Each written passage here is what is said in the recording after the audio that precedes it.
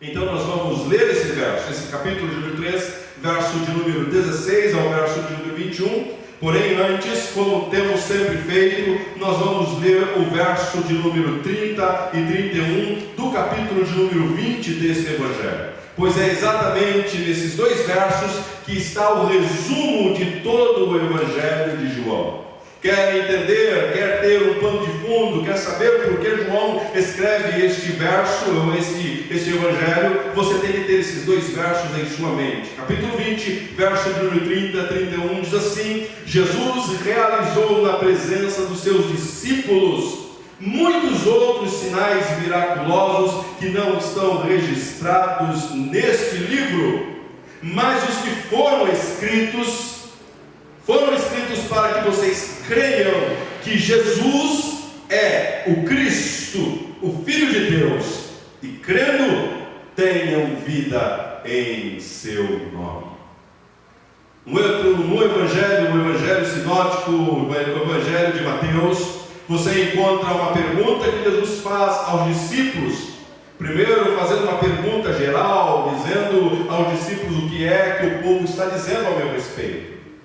Os discípulos, divididos na resposta, dizem: Jesus, alguns dizem que o Senhor é um profeta, de que o Senhor é o Elias, de que o Senhor é o profeta que havia de vir, de que o Senhor é o Messias. Alguns dizem e pensam assim. Jesus, ele olha para os seus discípulos e direciona essa pergunta a eles, dizendo: e vocês? Sim, isso é o que o povo está dizendo a meu respeito. Isso aqui é a multidão que tem visto os milagres, que tem experimentado o comer pão, a multiplicação dos pães. Sim, esta é a opinião do povo, essa é a opinião da maioria, mas eu quero saber a opinião de vocês, meus discípulos, que têm caminhado comigo, que têm vivido comigo, que têm aqui participado da mesa comigo. Eu quero saber de vocês, o que é que vocês pensam a meu respeito. E um deles, Pedro, guiado, orientado e capacitado pelo Espírito Santo de Deus, ele é conduzido a responder a Cristo essa pergunta. E a resposta dele é uma resposta certeira, porque é uma resposta dada, fornecida pelo Espírito de Deus. E ele diz: tu és o Cristo, o Filho do Deus vivo. Pense comigo que é exatamente esta pergunta que João tem em mente 90 anos depois de Cristo, ou seja, no ano de número 90, no ano 90 depois de Cristo. João, ele registra esse Evangelho com essa pergunta em mente para auxiliar os seus conterrâneos, irmãos judeus, e também os seus irmãos gregos que haviam se convertido ao cristianismo, a responder essa mesma pergunta. E também auxiliado você e eu a responder essa pergunta: o que é que você pensa a respeito de Cristo? O que é que você afirma sobre Cristo? Porque essa pergunta, a resposta a essa pergunta vai definir se você verdadeiramente é um discípulo de Cristo, uma pessoa que foi transformada de simples criatura em filhos de Deus. É esta a resposta que define quem são e quem pertence a Deus e os que não pertencem. A resposta é: Jesus, tu és o Cristo, tu és o meu Senhor, tu és o Cristo, tu és o Filho de Deus. Cremos nisso, cremos nisso. Capítulo de número 13, verso de número 16 ao verso de número 21, a palavra de Deus ao seu e ao meu coração diz assim: porque Deus tanto amou o mundo que deu o seu Filho unigênito, para que todo o que nele crê não pereça, mas tenha a vida eterna. Porque Deus enviou o seu Filho ao mundo, não para condenar o mundo, mas para que este fosse salvo por meio dele. Quem nele crê não é condenado, mas quem não crê já está condenado, por não crer no Filho unigênito de Deus. Este é o julgamento. A luz veio ao mundo, mas os homens amaram as trevas e não a luz, porque as suas obras eram más. Quem pratica o mal odeia a luz e não se aproxima da luz, temendo que suas obras sejam manifestas. Mas quem pratica a verdade vem para a luz, para que se veja claramente que suas obras são realizadas por intermédio de Deus. Mais uma vez o verso de número 21. Mas quem pratica a verdade vem para a luz, para que se veja claramente que as suas obras são realizadas por intermédio de Deus. Curva a tua fronte, oremos. Mais uma vez, diante da tua palavra, nós nos encontramos, ó Deus, Pai. Diante desta verdade nós estamos. E assim como o Senhor tem feito em nosso meio, em nossas reuniões, todas as vezes que nos reunimos para cultuar ao Senhor, o Senhor tem nos agraciado com o teu falar, com a manifestação da ação do teu Espírito em nós, trazendo luz à nossa mente e dando-nos alimento, um alimento espiritual, um alimento que tanto nossa alma carece e precisa. Gratos somos por isso. E mais uma vez nós pedimos que o Senhor faça aos nossos corações o que o Senhor tem feito. Fale aos nossos corações mediante a exposição das Sagradas Escrituras. Diante dela estamos e queremos, ó Deus, nos abrir para que esta palavra penetre em nossa mente, em nosso coração. E que as transformações que tanto precisamos, que tanto carecemos, seja realizada em nossas vidas hoje à noite, Pai. Pedimos isso, pedimos que o Senhor, pela ação do Teu Espírito, venha aplicar essas verdades às nossas vidas. Sonda os nossos corações, ó Deus. Veja em nós caminhos que precisam ser mudados. Veja em nós atitudes que precisam ser mudadas. Veja em nós aquilo que precisa ser arrancado e assim faça por meio da Tua ação poderosa, por meio da Tua palavra. Que essa palavra poderosa, transformadora, ela fale ao nosso íntimo e cause em nós mudanças, pois assim pedimos. Espírito Santo, assim oramos, pedindo que aplique sobre nós essas verdades. Traz luz à nossa mente, para a compreensão dela toda. E que no nosso dia a dia, este Cristo, Filho de Deus, seja visto, apresentado através do nosso viver. Que as nossas atitudes, que as nossas ações e que as nossas boas obras, elas sejam boas sim pelas pessoas verem Cristo em nós, para que Cristo, ou seja, Cristo sendo apresentado através de nós. Que assim seja. Assim oramos, Pai, ao Senhor, no nome precioso do Cristo, o Filho de Deus, no nome dele, nos méritos dele oramos, agradecidos ao Senhor, Pai. Amém.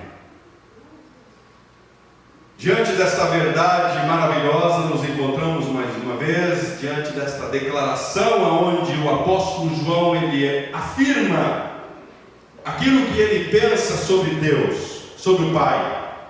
E ele no verso 16, ele expõe o seu pensamento, do verso 16 ao verso 21, ele expõe o seu pensamento, a sua meditação a respeito de quem Deus é.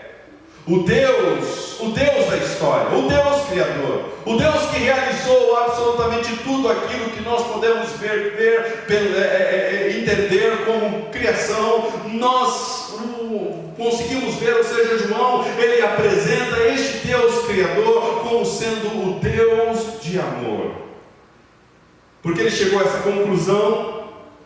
Porque ele registrou a conversa de um fariseu, que João ele vai falar que não era um simples fariseu, mas era o fariseu, o religioso, aquela pessoa que possuía as credenciais de um religioso de alto escalão. Ele tem um encontro com Jesus, e nessa conversa com Jesus, Jesus traz a ele ele a revelação daquilo que é necessário para que alguma pessoa possa ver e entrar, participar do reino de Deus. Ele registra essa conversa, a conversa de Jesus com Nicodemos, e a conclusão que ele chega é que este Deus, revelado em Cristo, não é outro Deus senão um Deus de amor. Porque este Deus, Ele tanto amou o mundo, Ele tanto amou o mundo que ofereceu para resgate daqueles que são seus, a sua mais preciosidade, ou seja, a pessoa mais preciosa, aquilo que Ele possuía de mais precioso desde a eternidade, Ele oferece para resgatar aqueles que são seus. Então João chega à conclusão que apenas um Deus de amor é capaz de fazer isso. De fazer o que, João? De oferecer o seu único filho, o filho a quem tanto ama, o unigênito do Pai. Oferecer este filho que ama, para que todo aquele que nele crê não pereça, mas tenha a vida eterna. Semana passada, retrasada e a anterior, nós falamos um pouco sobre este capítulo 16. Ficamos 2 domingos apenas falando sobre o verso 16, 5 sentenças, falando quem era o Deus de amor, quem era esse Deus, o que este Deus amou, o quanto Ele amou e o resultado deste amor sobre as nossas vidas. E também nós falamos alguma coisa a respeito do resultado daqueles que recebem o amor. Falamos também a respeito daqueles que rejeitam o amor, e demos início, uma introdução no proceder, ou seja, quais são as características daqueles que rejeitam o amor de Deus. E hoje a nossa meditação será quais são as características daqueles que recebem o amor de Deus. Então, por nós é sabido que aqueles que rejeitam o amor de Deus, aqueles que não receberam o amor de Deus, que não aceitaram, que não creram na revelação do amor de Deus, sabemos que estes, eles não vão ser, ou seja, eles não receberam deste amor, ou da recusa deste amor, não receberam ali naquele momento a condenação, ou um julgamento, mas sim que eles já estavam condenados. E não seriam condenados, mas que já estavam vivendo debaixo de uma condenação. Falamos isso porque nós entendemos que não apenas alguns nascem condenados, mas nós entendemos que todos nasceram debaixo dessa condenação. Todos foram julgados. Todos foram encerrados debaixo do pecado. E por estarem encerrados debaixo do pecado, receberam essa condenação. A condenação de terem pecado, a condenação de terem recebido como herança ou herdado este pecado de Adão. E por isso receberam também a condenação.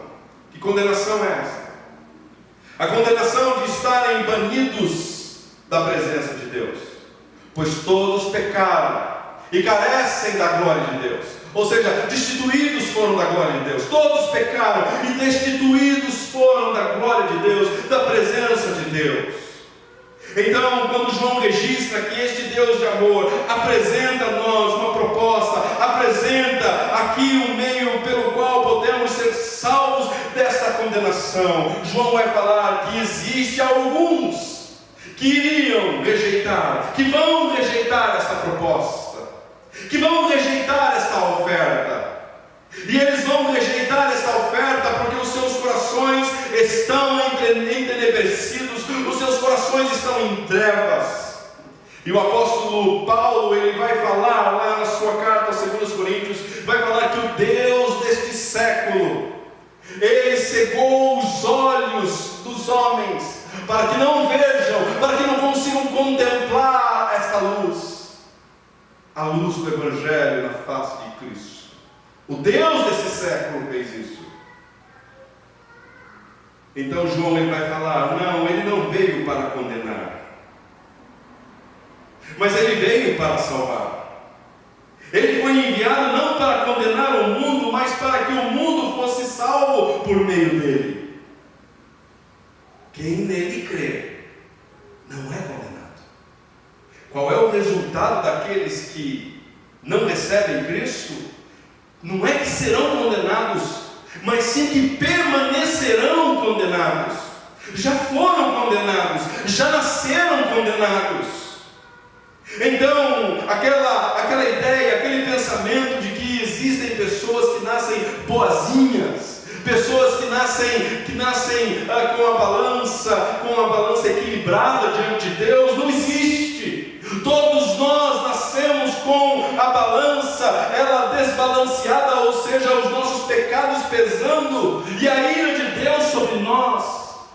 Não existe absolutamente ninguém que nasça com a sua balança equilibrada e no viver, então, ele vai tendo através das suas ações bondosas, tendo crédito com Deus e tendo ações maldosas, tendo descrédito com Deus. Não, todos nós nascemos numa posição de condenados, já julgados,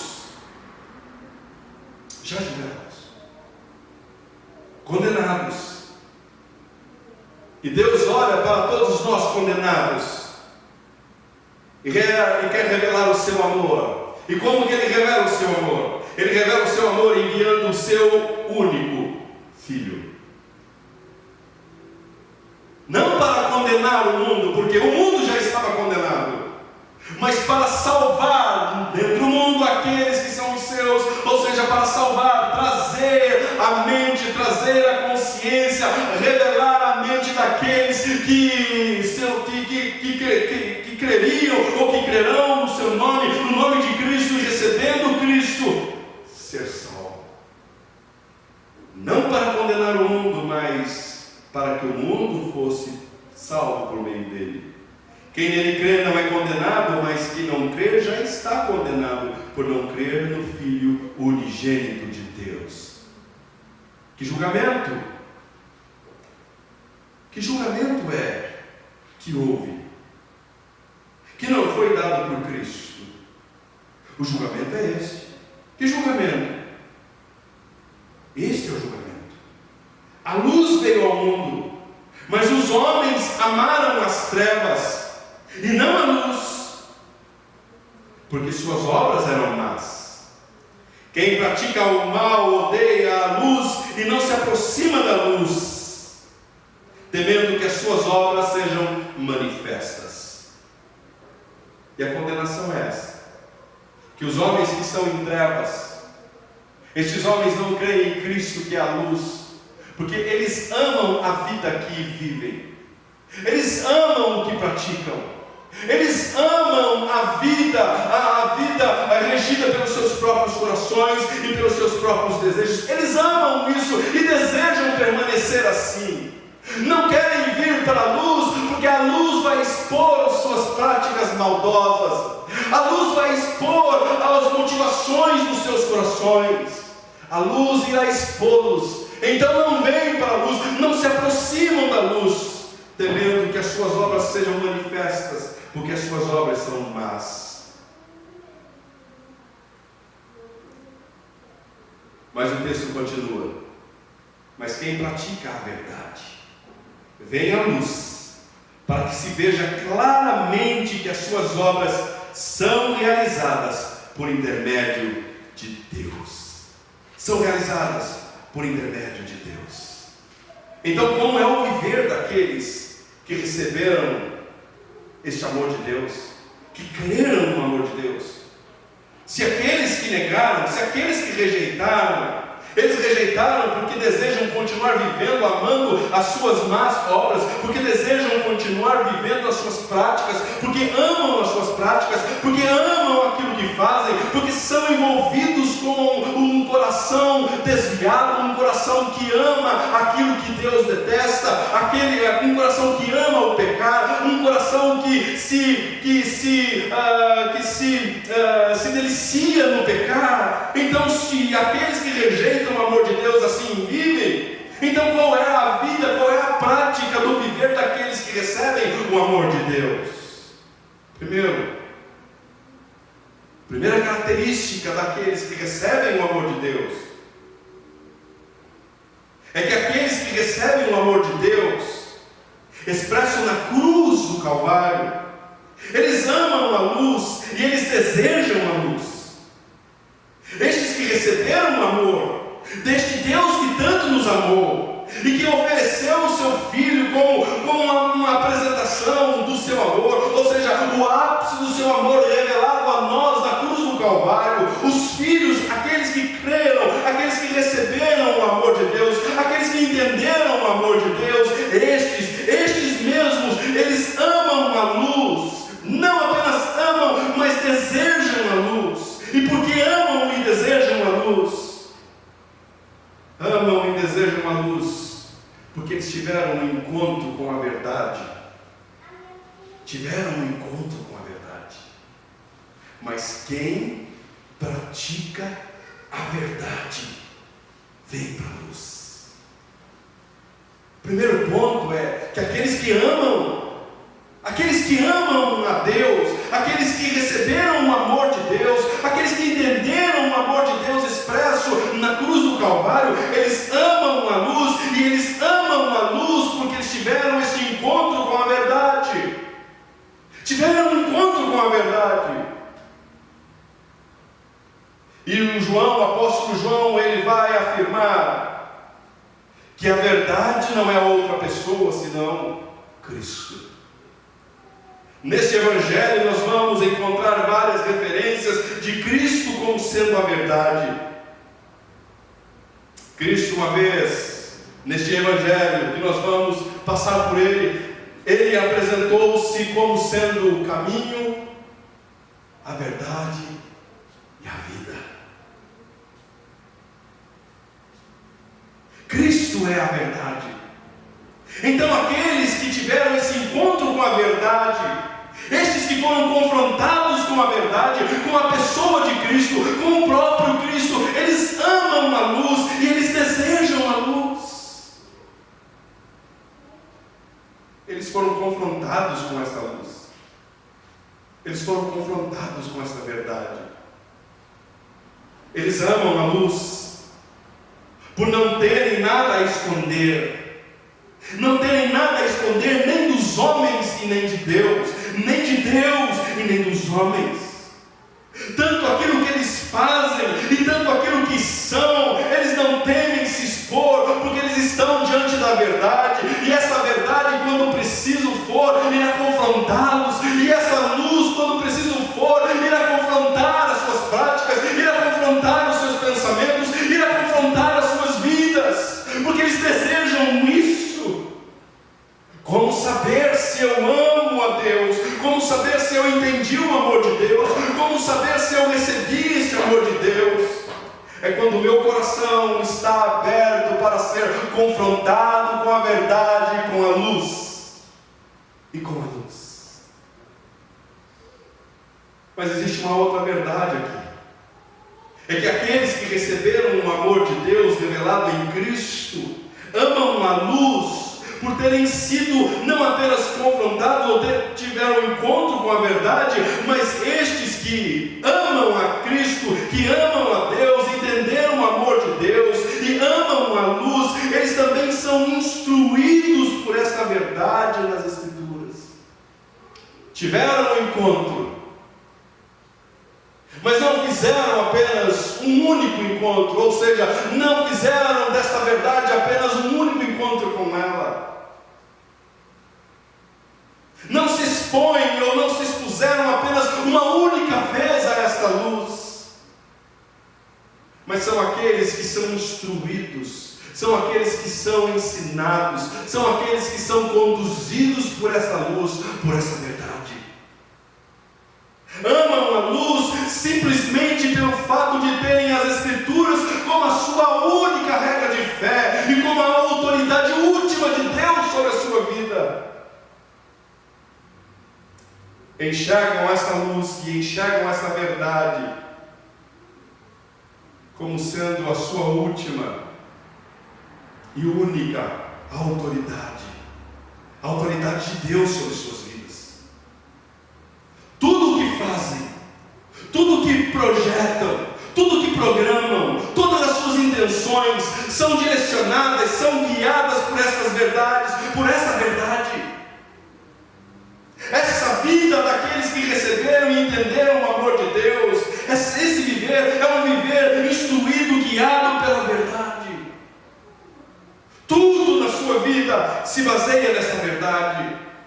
Suas aspirações, seus desejos, suas motivações são resultado de uma profunda reflexão e de uma profunda instrução movida pelas Sagradas Escrituras. Esse é o resultado e esta é uma característica daqueles que entenderam o amor de Deus, daqueles que receberam o amor de Deus revelado na cruz. Eles creem no que as Escrituras dizem deles e creem no que as Escrituras dizem sobre Cristo. Creem naquilo que as Escrituras apresentam, quem eles são. As Escrituras apresentam que são pecadores, que são miseráveis, que são necessitados, e assim se entendem, e assim se enxergam como sendo necessitados, como sendo aqueles que são pobres de espírito, aqueles que carecem da glória de Deus, carecem do mover de Deus. Sim, são instruídos pelas Escrituras do que são, mas também são instruídos pelas Escrituras quem Cristo é, quem este Deus é. E por serem instruídos pelas Escrituras, assim vivem, e assim andam, assim caminham, assim creem. Creem quem são necessitados, mas creem quem Cristo é, seu Salvador. Creem quem são pessoas que foram condenadas, mas creem também quem Cristo é, o Cordeiro de Deus que tira o pecado do mundo. Creem sim num Deus que está irado, mas creem também num Deus cheio de amor, que prova o seu amor enviando o seu maior tesouro para morrer no meu lugar e no seu lugar. Creem no Cristo, creem nas Sagradas Escrituras. Aqueles que caminham por receber, como aqueles que receberam o amor de Deus, que creram no amor de Deus, que creram no Filho unigênito do Pai. Estes que receberam e que creram, eles vivem debaixo desta autoridade, debaixo caminham assim. Sabem que não podem por si só receberem o agrado de Deus, receberem o favor de Deus. Sabem que são extremamente dependentes da ação bondosa de Deus. Sabem que Cristo veio a este mundo, e Cristo viveu entre nós, e Cristo morreu em nosso lugar, substituindo-nos no Calvário. Creem na ressurreição de Cristo, creem na ascensão de Cristo, creem na promessa deste Cristo de que Ele iria e vai voltar. Assim vivem. Essa é a característica daqueles que receberam o amor de Deus.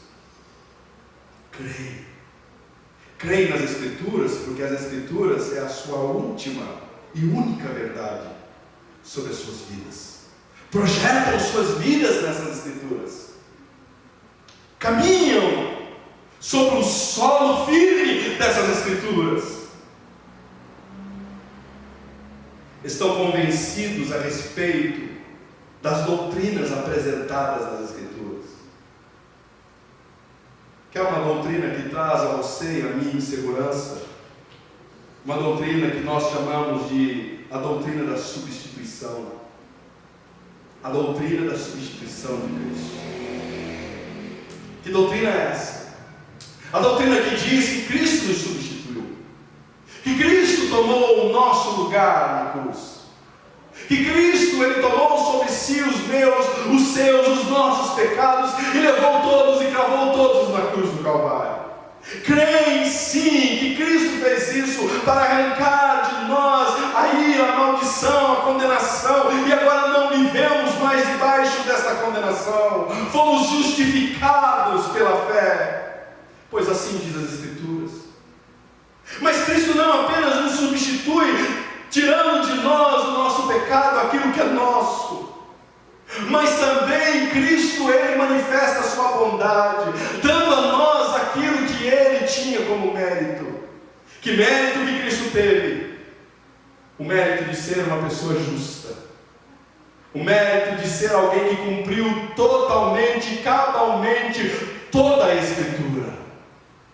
Não sei se você já pensou, porque se Cristo deveria vir para salvar-nos, se assim era o plano do Pai, enviar o seu Filho para morrer na cruz e para levar sobre si os nossos pecados e então redimir nossas vidas, por que é que Ele teve que nascer bebê? Por que é que Ele teve que vir? Por que é que Ele teve que nascer pequenino, um bebê, indefeso? Por que é que Ele teve que ser uma criança? Por que é que Ele teve que ser um adolescente? Por que é que Ele teve que ser um jovem? Por que é que Ele teve que vir dessa forma? Por que Ele não veio de outra forma? Por que Ele já não veio na forma adulta? Por que Ele já não se encarnou com os seus 30 anos de idade? Por que é que Ele não veio exatamente no momento da cruz? Sabe por quê? Porque Cristo estava vivendo aquilo que você e eu somos incapazes de viver. Porque Cristo estava cumprindo aquilo que você e eu e qualquer homem na face dessa terra jamais foi capaz de cumprir. Ninguém foi capaz de cumprir. Nenhum único homem. Escolha qualquer um daqueles que você julga ser o mais santo, aqueles que você lê no texto bíblico e diz: não, aqui está um homem justo, aqui está um homem santo. Até este foi incapaz de cumprir totalmente, na risca a lei. Então foi necessário vir. O Verbo se fez carne e habitou entre nós. Ele teve que vir como um bebê, sem pecado, viver entre nós, observar a lei, cumprir toda a lei, tudo aquilo que era exigido. Ele cumpriu, ele viveu. Na sua infância viveu totalmente a lei, na sua adolescência viveu toda a lei, na sua juventude viveu toda a lei. Esse sim é alguém merecedor. Este sim possuía méritos diante do Pai. Este sim tinha méritos e créditos diante do Deus do Pai. Sabe o que Ele fez com todo esse crédito? Sabe o que Ele fez com todo esse mérito? Ele aplicou sobre a sua vida. Ele tomou sobre si aquilo que era meu e seu. Nossos pecados, a condenação, a ira. Ele tomou sobre si.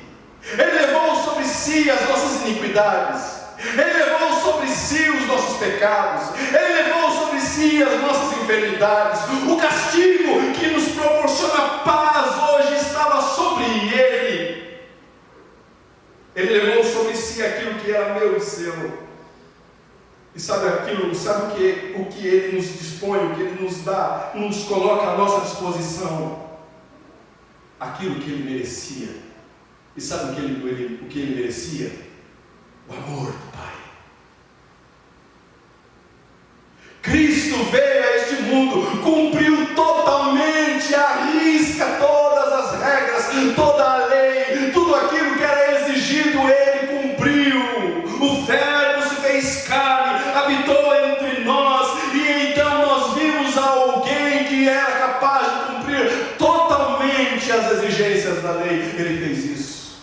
E sabe o que Ele ouviu do Pai? Este é o meu Filho amado, em quem tenho prazer. Aqueles que entenderam o amor de Deus, aqueles que receberam o amor de Deus, sabe o que recebem?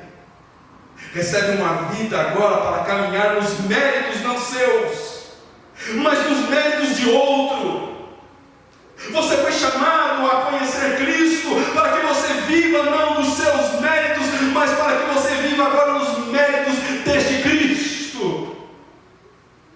Por isso que Jesus vem e fala para Nicodemos: Nicodemos, você não pode participar, você não pode ver, você não pode entrar no reino se você não nascer de novo. Você precisa ser uma nova criatura, e uma nova criatura só surge quando você olha para o Cristo, é crucificado com Cristo e ressuscita com Cristo.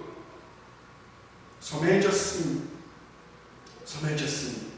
E a partir daí, desta nova vida, porque a antiga vida já não existe mais, agora esta vida você vai viver pela fé no Filho de Deus.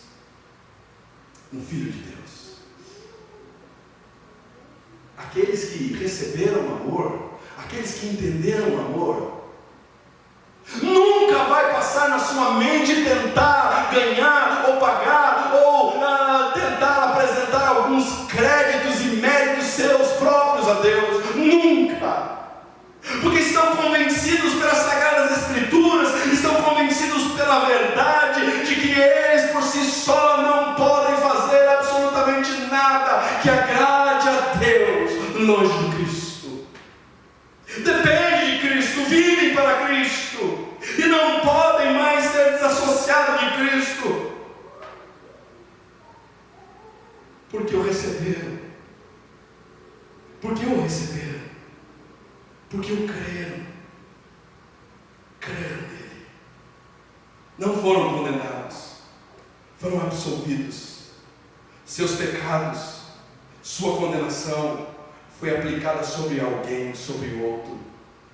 E os méritos deste justo, o Filho de Deus, agora recai sobre estes que foram perdoados, que foram transformados em filhos, vivem neste mérito, no mérito de Cristo.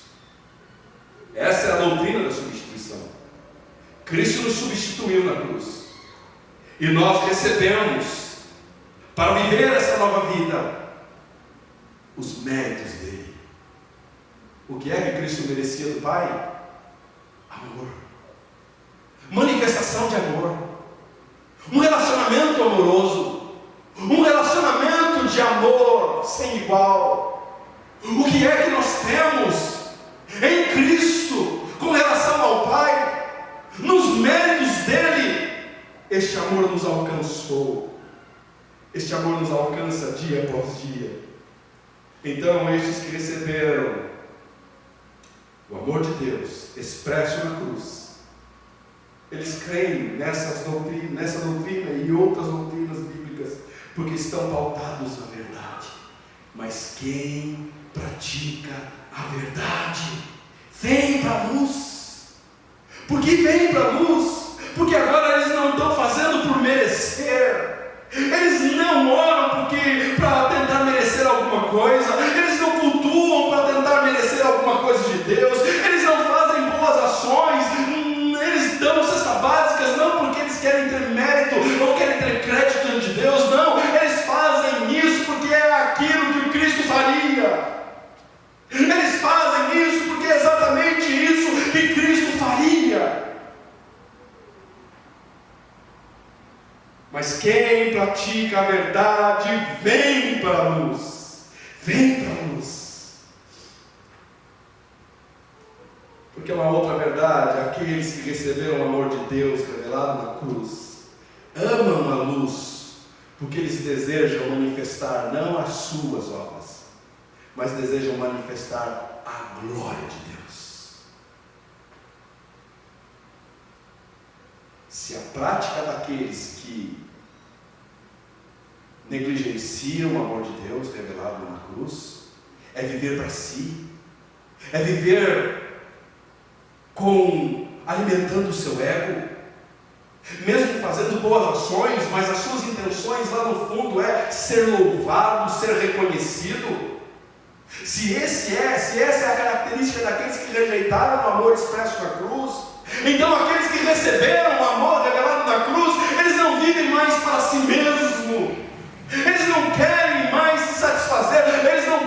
satisfazer o seu ego. Eles não querem alimentar uma motivação desviada de Deus. Não, o que eles querem é viver não para si, mas viver para aqueles que chamou para a luz.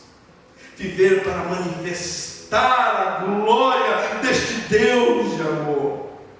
Amam a luz para que fique claro que o bem que eles fazem, os fazem por gratidão, por receber este amor.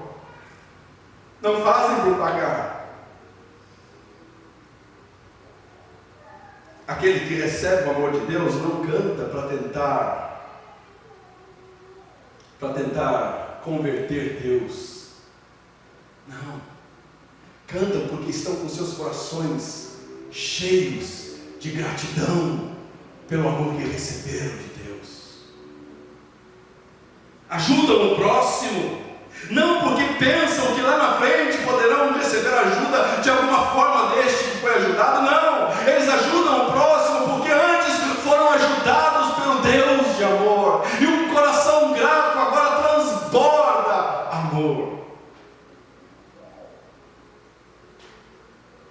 Amam a verdade e vêm para a luz, para que todos vejam que a sua salvação não é mérito, e sim graça, misericórdia de um Deus bondoso, de um Deus gracioso e um Deus cheio de amor. Mas quem pratica a verdade vem para a luz. Por quê? Para que se veja claramente que as suas obras são realizadas por intermédio não dos seus corações, por intermédio não das suas próprias motivações, mas são realizadas por intermédio do próprio Deus. Querem deixar claro que aquilo que fazem como sendo algo bondoso, só fazem porque